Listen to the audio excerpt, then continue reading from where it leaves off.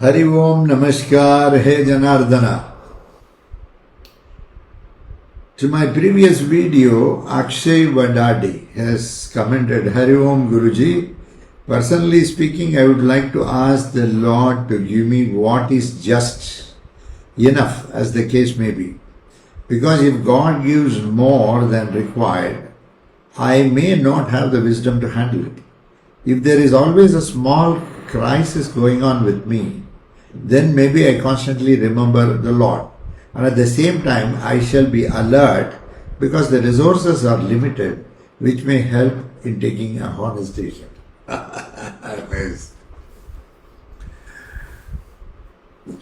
Different ways and different views in which the subject is being looked at. One way, human mind is very beautiful because it is not the same for all. Everybody doesn't come at the same way. Everybody has a view of looking at things. Here, Akshay Vadadi, if you see, he says, personally speaking, I would ask Lord to give me what is just enough, as the case may be. Very good. Very good. Suppose you have expenses today. If Bhagwan is going to provide you with today's need, that's enough.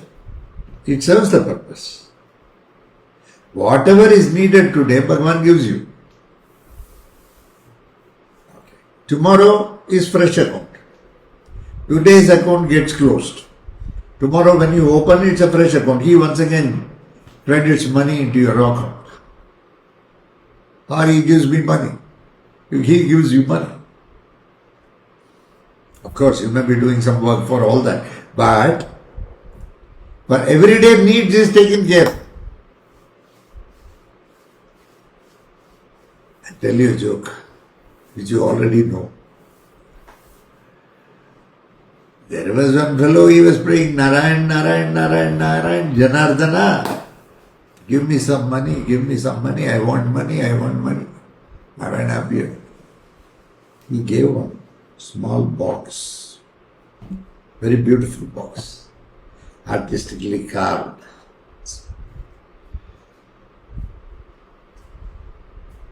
Now the God gave, he said, anytime you want money, you just ask, it will give you. You can open it. So he conducted some puja and then started. I want 100 rupees. He opened, 100 rupees was there. He said 1000 rupees. He opened, 1000 rupees was there. He said 5000 rupees. 5000 rupees was there. It was going on smoothly. The arrangement was quite smooth. It was going on. But you may see, always humans have that greed somewhere in one corner of the mind. Sometimes suddenly it will surface. You will not know. Suddenly it will surface. If you see, it will surface like anything. Suddenly it will come. You don't know from where it comes. It's hidden deep down. It so happened this business was going on. One sannyasi went outside his house. He was carrying a similar box but bigger in size. Lord has given the grahastha a smaller box and the sannyasi a bigger box. So he went to the sannyasi. He was sitting there below a tree. He went, Sir, I am a grahastha. I know very well you prayed to Narayan. He has given you a bigger box. Similar box he has given me, but a smaller one. I don't know why he gave a smaller one to a grahastha and a bigger one to a sannyasi. I don't know what you are going to do with it. Okay, no problem. You want, you take this box, give me that box, he said. No, first I would like to know what this box can do before I decide that.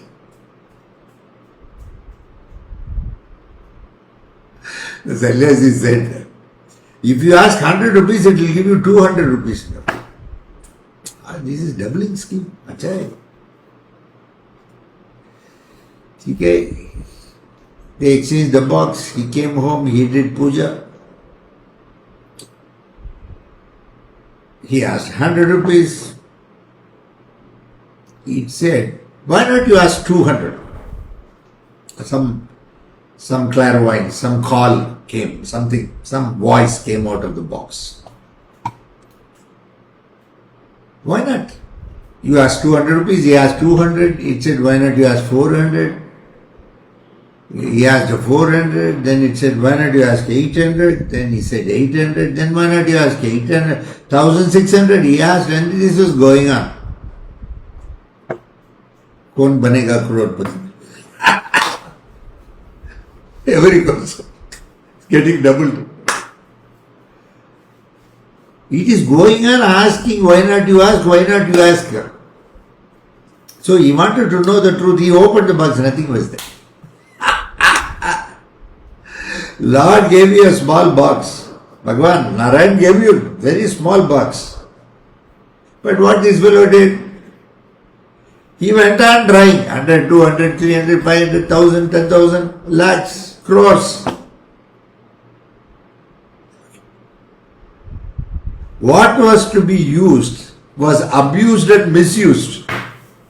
Lord himself came as a sannyasi, took back the original one and gave a duplicate one and went away.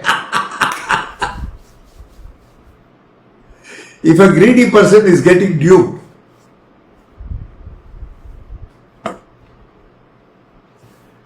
there is nothing wrong. He is very greedy and he has been rewarded. That way I find, Akshay, your statement is very good. The very same day, whatever comes, whatever you want, and that amount is given by the Bhagavan, that is more than enough. He also says, if God gives me more than required, I may not have the wisdom to handle it. Good point. Good point. I appreciate this. We should have wisdom to handle money. Money in the hands of a constructive, good person is used for developmental purpose. There is no doubt about it. Money in the hands of a person who is depressed and who looks at society or nation as antagonistic, who blames his own society, who is depressed, mentally not okay, such a person, if he handles money, it is dangerous to the society because it will be destructive. Money as such doesn't have a character. It can be handled either way, like a knife.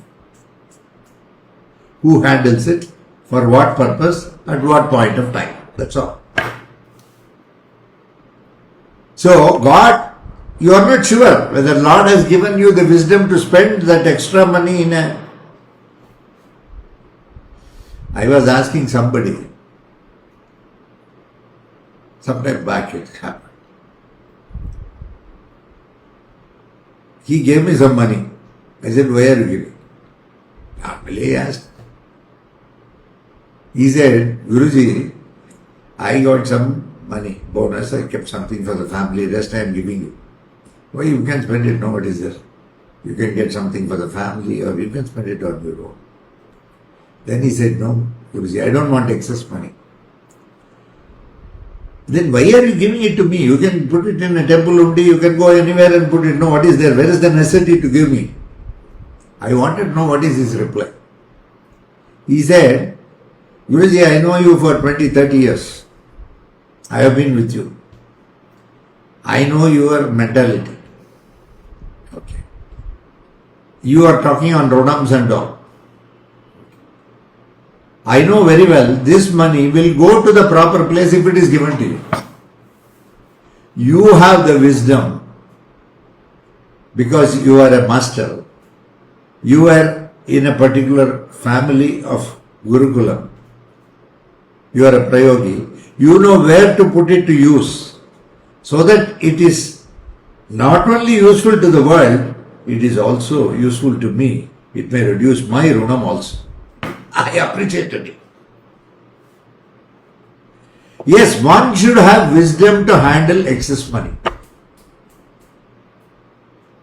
If one has a wisdom to handle excess money, yes, they can. Rich people do a lot of things. Rich people have a lot of money. But whether they have the wisdom to handle it depends on person to person. We do not know. Some may have, some may not have. They may have advisors, they may have people, good people with them who will guide them as to where they can really give that money or donate that money. So you must have the wisdom to handle excess money. Yes, I appreciate. Akshay, your ideas are good. Similar to mine. If there is always a small crisis going on with me, then maybe I constantly remember Lord. It's true. When you are very happy, do you remember Bhagavan? When you are very happy, you have been promoted, you have been given bonus, you have got a particular status or something, some upliftment in life, or you got some ancestral property, or you won a lottery.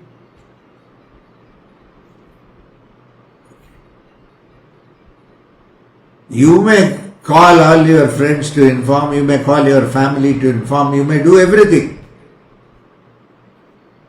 1 second or 1 minute, let us say 1 minute, as soon as it's done, do you really thank the Bhagavan for having blessed you with that? No. We take that this is our privilege and we take it for granted because of the doership. We have doership, and because of the doership, when something good happens, it is our effort. When something negative happens, it is destiny, fate. We will use all these words. All these words are used, especially when it is a negative situation. Okay. Blaming it on God. There we say, we are not the doer, He is the doer. See the hypocrisy of humans. Don't you see it for yourself? Many times we would have also done. When it is positive, we never go to Bhagavan. When something positive happens in life, how many of us go to a temple or go to Bhagavan or go to your own puja room? Stand before Bhagavan with Anjali Mudra, thanking Him for what He has done. It is going to be useful to you and useful to your family and many other people. The first thanksgiving, it should be to Bhagavan. Do we do it? No. We run to Bhagavan only when we are in trouble. That's what Akshay says. What he says. When I am in trouble, I will remember the Lord. So I must be in trouble to remember the Lord. Very unfortunate.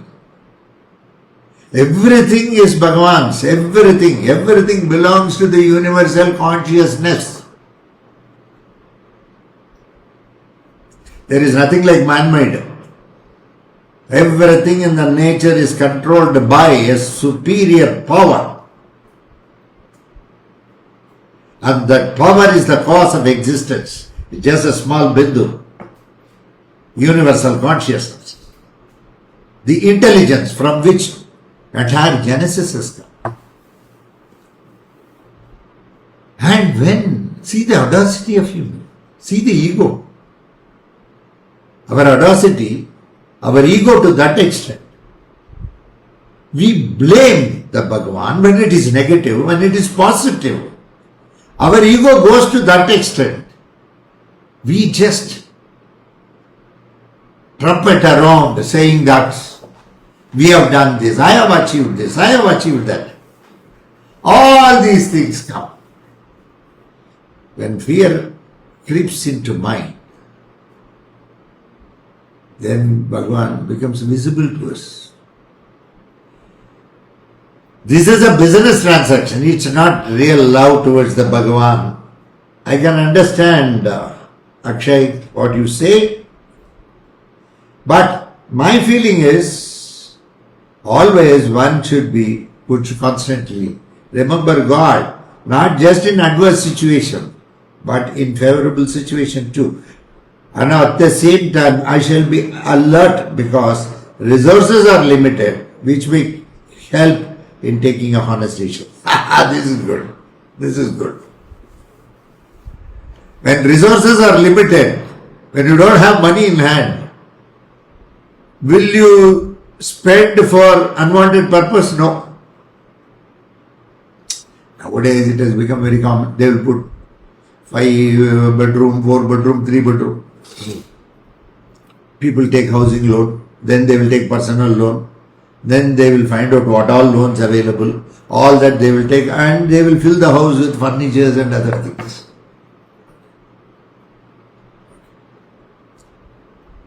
There, whether it already only 2 people or 4 people may be there, maximum extended family, if they come, probably they may need a room. Kids may be there, they may need a room. Yes, 3 bedrooms today is very normal and we need it.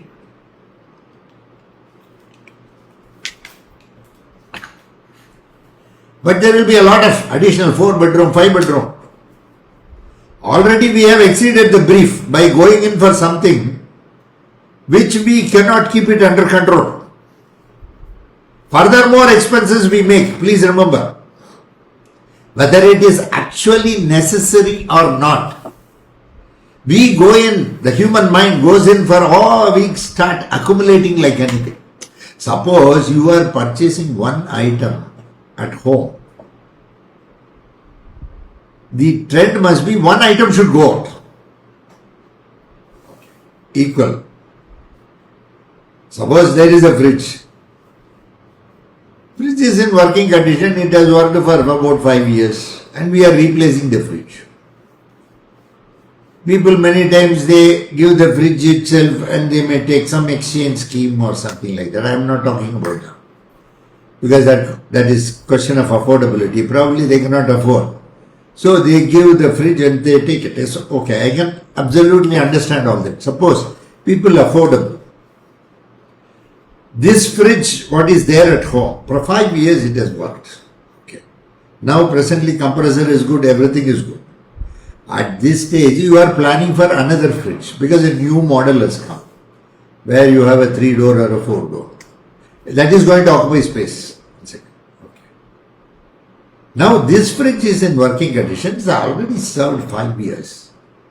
Can you not send this out, donate it to somebody, some ashram, some orphanage, some deaf and dumb school, okay, or elders, vriddhashramam, some service centers, senior service centers, whether, or senior people living, they cannot afford, you can give them, it will be good. So when you purchase something new, the principle should be one should go out, where people can afford. Can you not share? When affordability is there and you don't share, that is greed. Greed can be in many ways. One type is where you have everything and you are not sharing. Or your sharing is not in commensurate with what you are earning. Some people share. Okay, I know some people. Some jackpot, something would have come or some property you would have sold, something like that. 1 crore of rupees you will get. You will go to some temple, pray to Lord. In the old 10 rupee note cut in many places, it would have been already stuck with some sellotape and other things. That you will put. Why do you do this? Can you not be more gracious?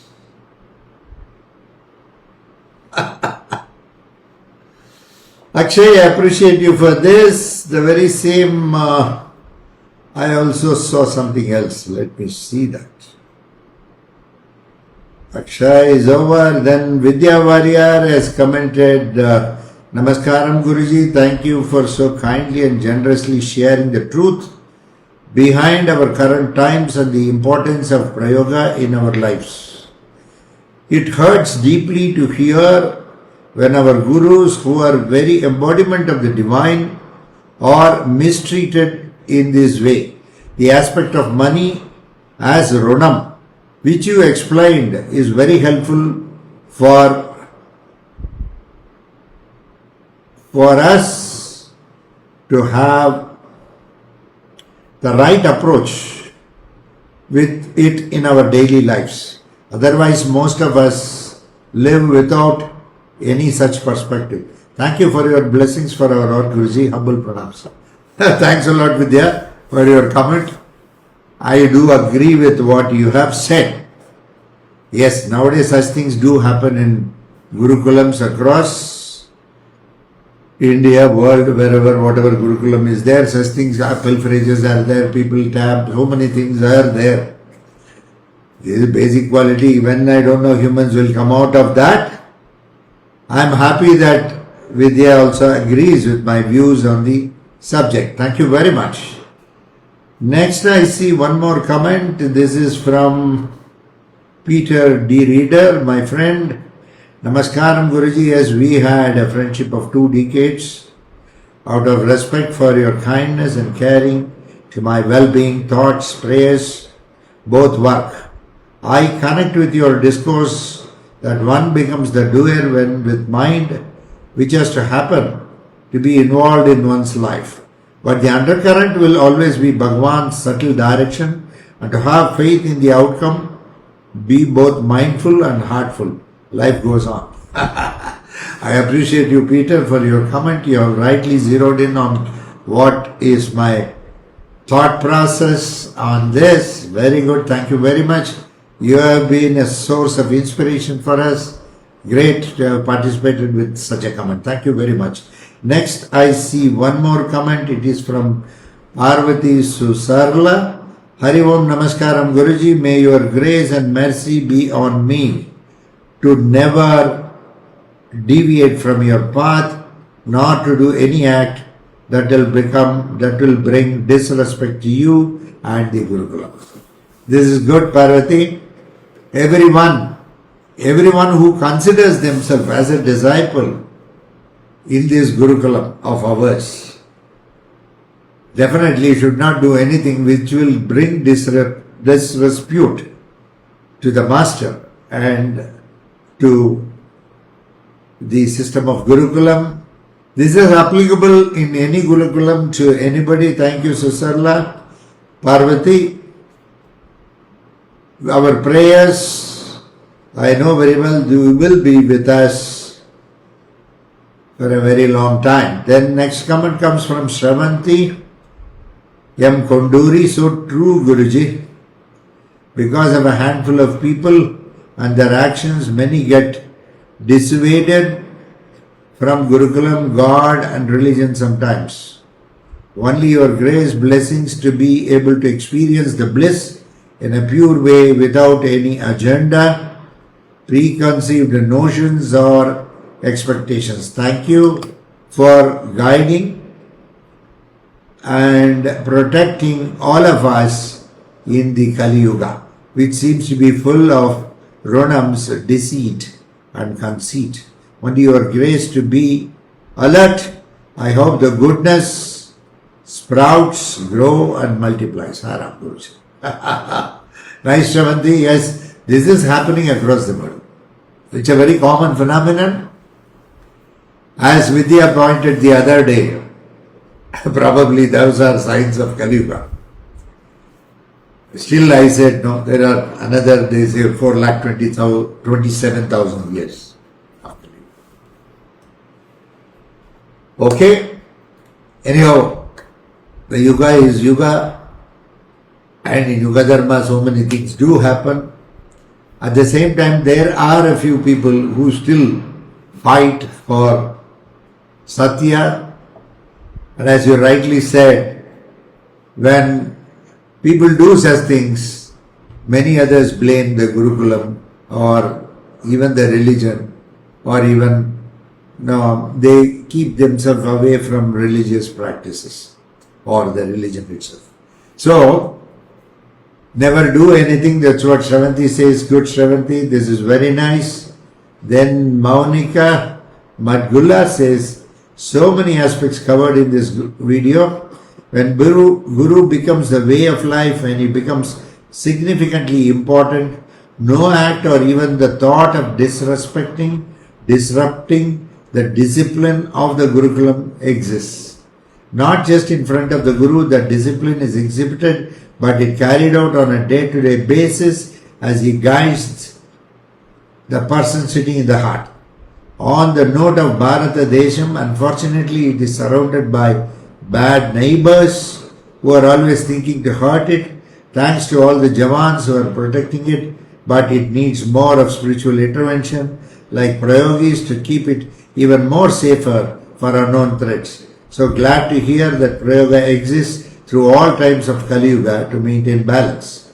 Lastly, I hope we don't come back again and again until the end of Kali Yuga. At the beginning itself, it's so crazy. As we move in time, that sounds even more crazy.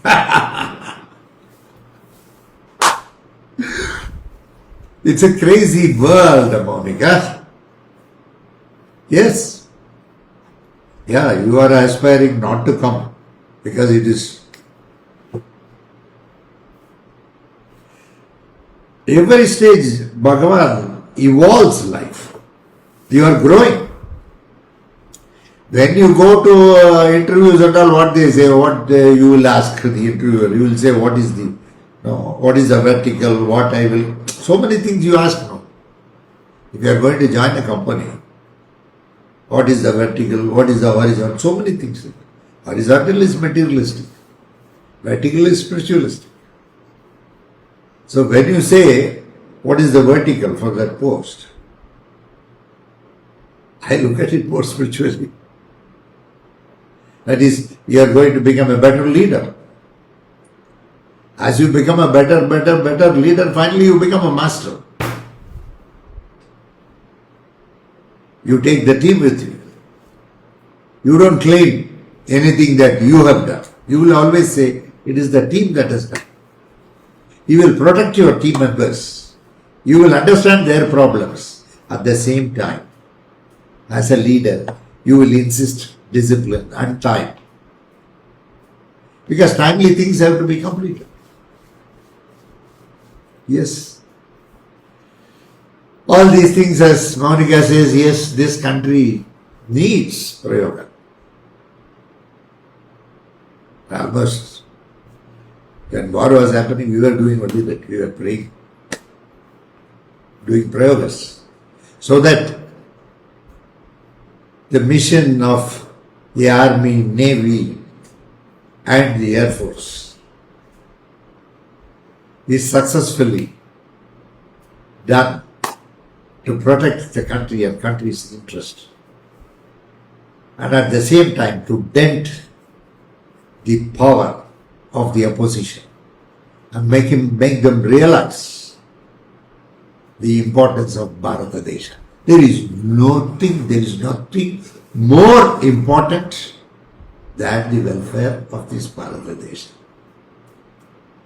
I appreciate you, yes.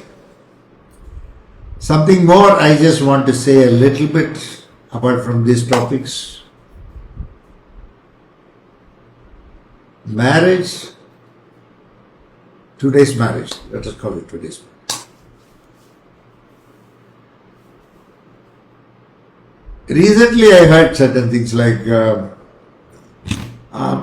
see there, the girl or the boy, no, like that, many families, they have marriageable age. The parents want the boys or the girls to get married at the right age so that things fall in their place and they are able to carry on with their life. Okay. That's it. A girl was asked a question. Somebody asked, Are, why not you go, no, you can go to some evening time, you can go to some temple or You can go somewhere, meet friends, or you can go to a club, you can play for some time, some table tennis, something like that, or badminton. But you don't seem to be doing all this. Somebody was asked. Then the gentleman replied, no, I don't have time for all that. Because office is very tough. There are a lot of things, a lot of projects are there. Nowadays I work in the office. After coming back, I work from home also. Because already due to necessity, you were made to work from home because of the COVID. And today, many organizations are taking advantage of it in one way that they insist you to come to office also. So during the daytime, normally you may be going from probably 9 o'clock or 10 o'clock up to 6 o'clock, you will be in the office, you will swipe the card, you will enter, complete, swipe, come back home and once again sit in the computer and do. You have been conditioned to do office work at home. In this 2 or 3 years of COVID, where there was a necessity for us to work from home because of pandemic, now organizations are asking people to come and work in the office, and if they don't come to work in the office, over a period of time they will be sent out. That's what the clear message is that. When they will be sent out, we don't know, 1% today, 1% tomorrow. It may be some shade differences may be there, but ultimately they will be sent out. But the one more secret here is, after coming home, once again, people open their laptop and start working from home. So as a result of which, there is no personal life. And the contribution what a person may make in the office is claimed, sometimes is claimed as a contribution by somebody else. And a person who is working is made to work repeatedly. See, you work for 8 hours, it will be fine. 10 hours, a little bit less. 12 hours, little bit less. 14 hours, little bit less. So, as you increase the work hours, your alertness towards what you are doing is going to reduce, certainly. The alertness what you had at the time of starting the work, the alertness what you had at the time of completing 8 hours, you will certainly not have after 14 hours or 15 hours. It would have grossly reduced. But still, that amount of time what you are supposed to spend with the family or friends or your own self, just to have some time with your own self, just to sit, introspect yourself, you don't have time. Because normally had you been before that, what would have happened? You would go to office, come back, that's all. You are not used to much of this work from home culture. But having been conditioned to that during the COVID period, now you will attend office also work from home. The culture has become toxic. You don't have any personal time at all. Then why marry? Why marriage for you? My question is this. When you cannot spend time, constructive time with the family, then it means you are a prayogi. He cannot spend. And his family is very large. He has very limited time. Fine. If you cannot spend time with the family, where is the necessity? See, what happens is, after marriage also, these people continue to do tick, tick, tick, tick. The husband and wife rarely meet also, even though they are in the very same. I know some cases. I am not saying all cases. You will not know anything because they wear this headphone. Even if the calling bell is rung, they will not know because they are busy with that. Unless they have a prior information that somebody is coming. Even when somebody comes home, they cannot attend wholeheartedly because there is something waiting there on the system. You will know the way they talk itself. It will be like, no, they want you to leave the place as early as possible because they are having some work. Because you didn't inform. In India we have this practice, we never inform. We simply barge in. We take things for granted. You were given freedom. But at the same time, the freedom comes with the responsibility. Without responsibility, it is anarchy. The freedom cannot be accepted without responsibility. If you have a duty, you will have a right. If you have a right, there should be a matching duty for it. When you have a privilege of freedom, you cannot relinquish responsibility. So what they do, they marry, even after that, their personal life or something like that, here and there they go for eating or swiggy, this, that. There is nothing constructive. They don't have kids. After about 35, 36, 37, 38 years, suddenly Jnanodayam comes. They start running. Now you have to go for fertility clinic, this, that. Under normal circumstances, it would have happened. Tension, stress, autistic kids nowadays, more of so many things. Pollution, because of that so many things are happening. Someone was saying autism was there even then also, even in the past also. Nowadays they are able to see autistic adults. Yes. It's not a disease, it's a condition. They believe in certain things. They see everything in black and white. We are able to see in color.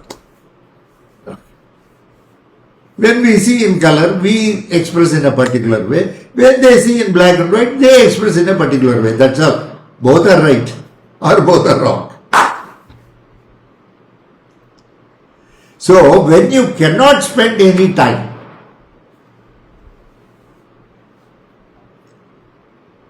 and even before marriage, the kind of questions that are asked is, how much loan you have? Do you have a home? Will your parents live with you? What are your liabilities? How much of EMI you pay? Nothing about compatibility, whether you are mentally compatible with me, whether your ideas and my ideas are matching, whether we can live together or not. This is not looked at. Economic factors are more looked at, not emotional factors. Many times what I observe nowadays is, since these emotional factors were not taken care during the initial days and only economic factors were looked at some point of time in life, when they need an emotional need or a biological need, since these people spend more time in the office, certain other things other than marriage is taking place, which destructs the very marriage system. And people grow suspicious. I know one particular case, which I will tell you. Very nice boy. He married loving a girl. Please remember. He gave her his life for her. I know that. In the sense, his love was so much. I won't call it blind. His love on her was that much. He will do anything for her. In fact, after marriage, his interaction with his kin and kith also reduced. They used to be there here and there, not much. They lived a very peaceful life.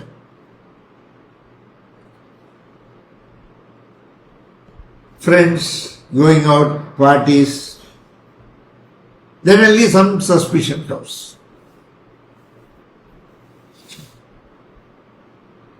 Wife suspects the husband.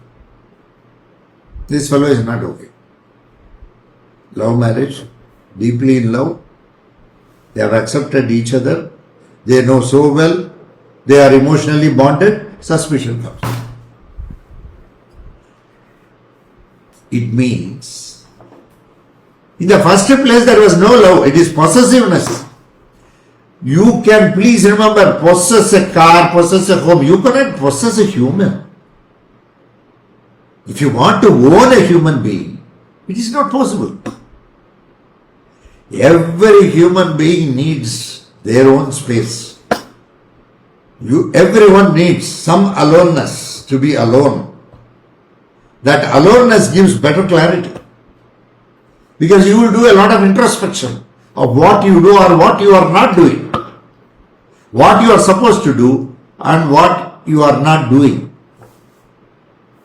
Introspection corrects you. Not loneliness, aloneness. There is a lot of difference. So, one needs, see, that's what I used to say, husband and wife, it is two concentric circles bisecting each other. When it bisects, there is a common area.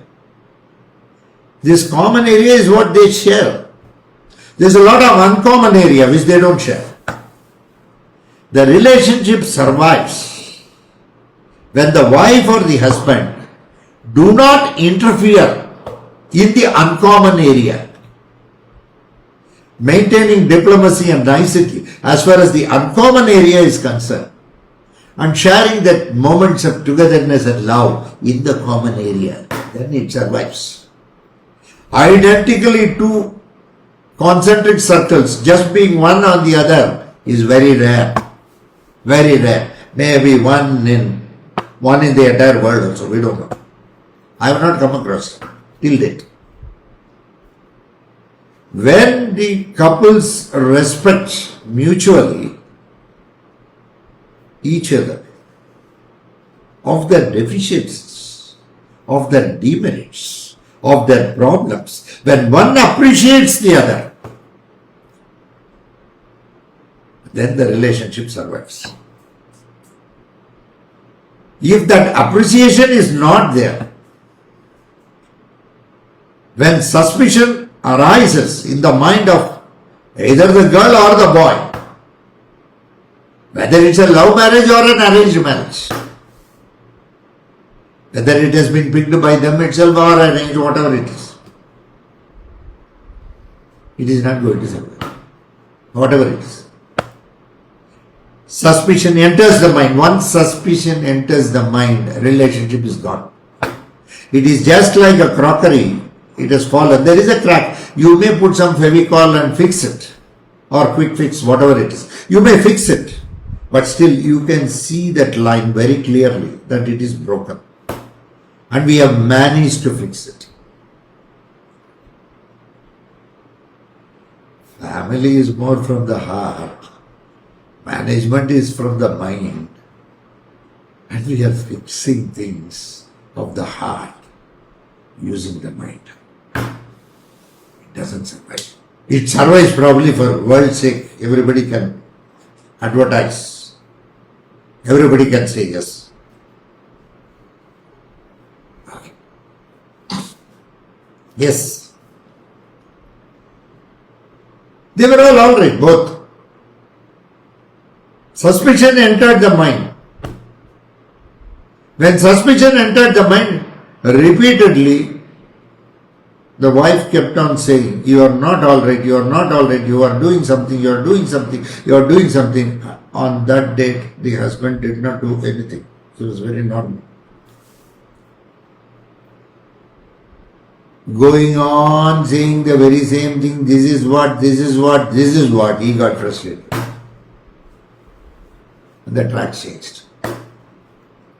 Nothing was there in the first place. Suspicion spoiled the entire relationship. They are all earning very well in crores, lakhs, money. Is your money going to solve your emotional problem?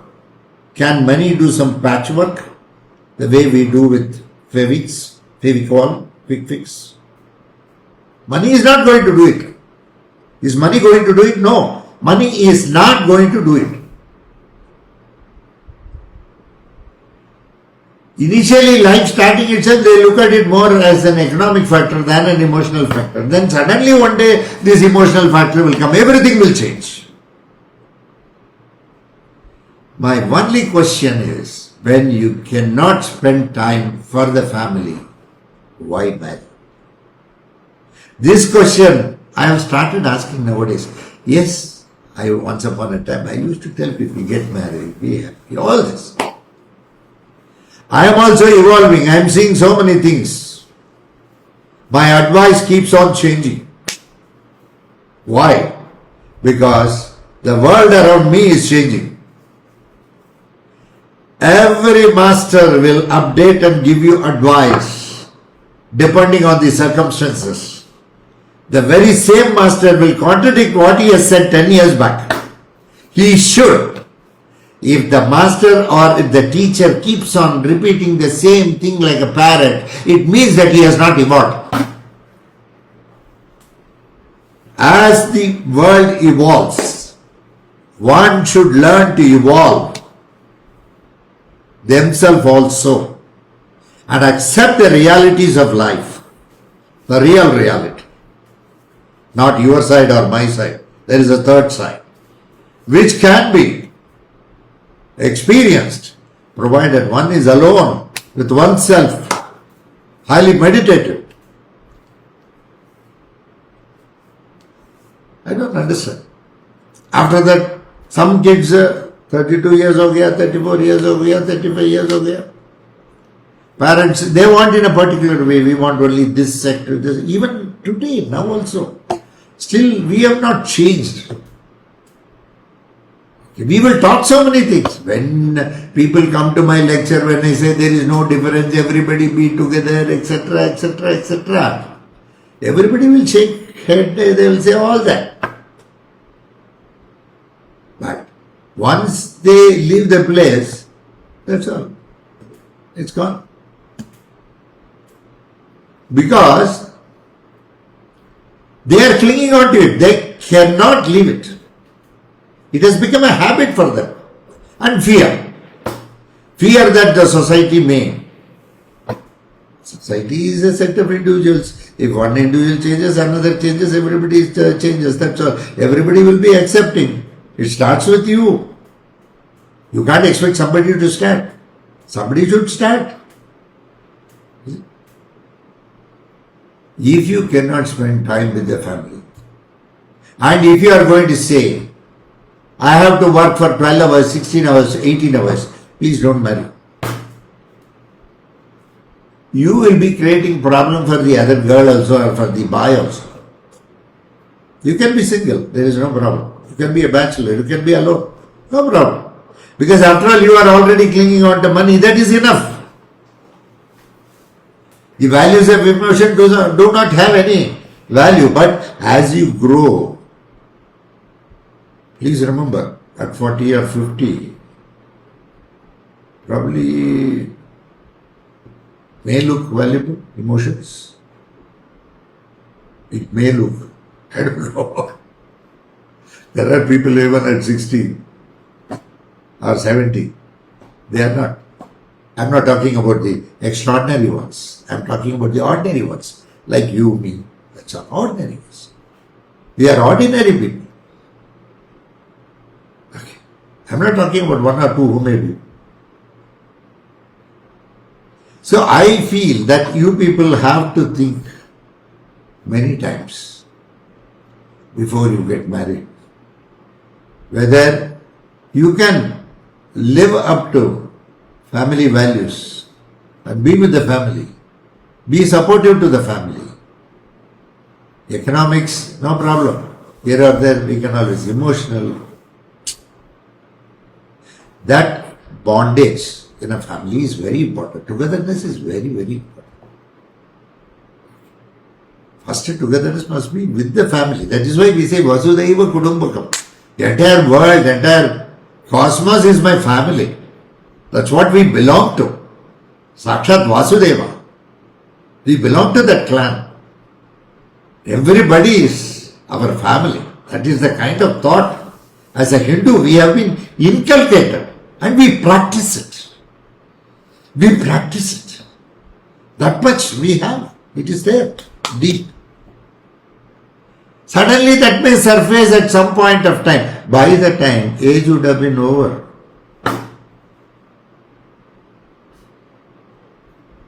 Think about it. God bless you all. Bye.